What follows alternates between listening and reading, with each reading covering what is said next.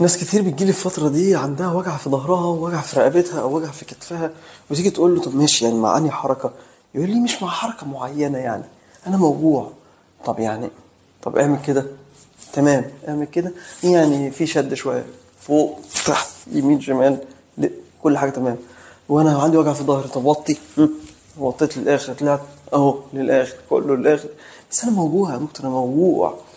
بص، لو مثلا الأوجاع اللي في الرقبة اللي بتبقى شداك كده اهو دي، فرقبتك شده ووجعاك، رقبتك شده ووجعاك من الاستريس اللي انت فيه او من الضغط العصبي اللي انت فيه، الايام اللي احنا فيها دي صعبه واخبار وحشه وانت فاهم.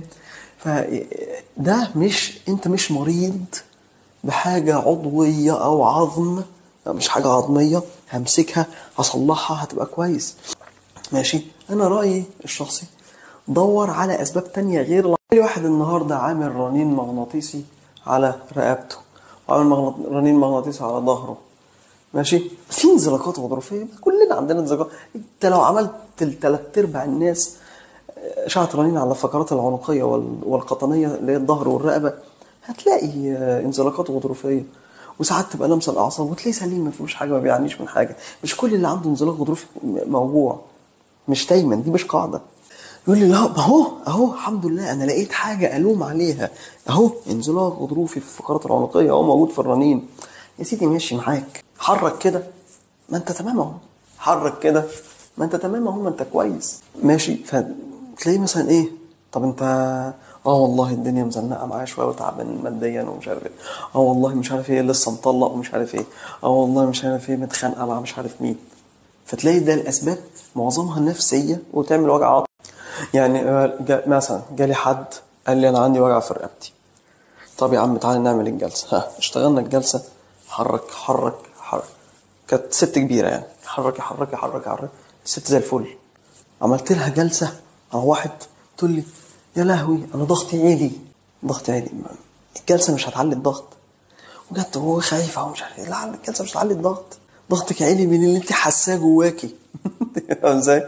وبعدين ايه تيجي بقى اما يعلى فجاه كده تلاقي ايه، في مثلا اللي هو 120 على 80، اما تلاقي ال 120 دي بقت 150 160 واللي تحت ده 80 85، ده ضغط عصبي، دي حاجه عصبتك خلتك عندك ده. اما بيجي لك مره كده وتنزل على فشوش، ده جهازك العصبي شد، الدوره الدمويه شدت والقلب شد، على ده راح طالع الضغط العالي في السماء وراح نزل على فشوش. فاللي عايز اقوله، انت عندك الم في حته معينه، يا عم اختبرها، اختبر كتفي اهو ماشي وجعني، انا قاعد كده وجعني، حرك، بحرك بس وجعني، اعمل كده وجعني، الحته دي وجعاني، بعمل كده اهو بتتحرك عادي بس وجعاني، ماشي. جرب مرنها وجرب خس واعمل اللي عليك الاول وبعدين تعالى عند الدكتور. مش كل حاجه اجري عند الدكتور على طول. الدكتور هيعمل لك ايه؟ ماشي، واحد زي ماشي هستعدل لك العظم اللي فيه التواءات وعوجه والكلام ده، حاضر عينيا ليك مفيش مشاكل. لكن لو رحت عند الدكتور عظام هيعمل لك ايه؟ يلا مسكن، خد مسكن، خد بص عضلات، خد مرهم، عشان تحس انك دخلت عند الدكتور وخرجت يعني وابتدى والمشوار جاب همه. اخدت شويه ادويه تاثر على الكلى والكبد والمعده لا، والدكتور ساعتها بيبقى مش عارف يعمل لك ايه فعلا. يعني انا مش عارف اعمل لك ايه.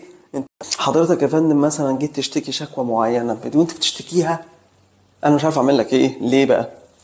الشكوى ملهاش سند طبي. يعني مثلا مش عندي حاجه هنا ضغطالي على دراعي هنا فمنمله لي ايديا، ملهاش وصف طبي الشكوى اللي انت بتقولها دي. طب انا اعمل لك ايه ساعتها؟ هكتب لك المذاكره واكتب لك بس عضلات، انا هعمل لك ايه ساعتها؟ فاهم قصدي؟ ويا سلام بقى لو انا قلت لك ايه، لا ده انت تعبان نفسيا روح عند دكتور نفساني. هو انا مجنون؟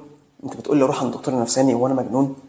والناس بتتهمني ان انا بقول له روح عند دكتور نفساني عشان انت تعبان نفسيا، وهو بيشوفني ان انا كاني بعمل له كده ان انت مجنون يعني. لا يا عم والله، ما كلنا تعبانين نفسيا وكلنا محتاجين دعم نفسي عادي مفيش مشاكل، بس لما يبقى مأثر على عظمي للدرجه دي لازم اخد خطوه. والدكتور النفساني مش عيب.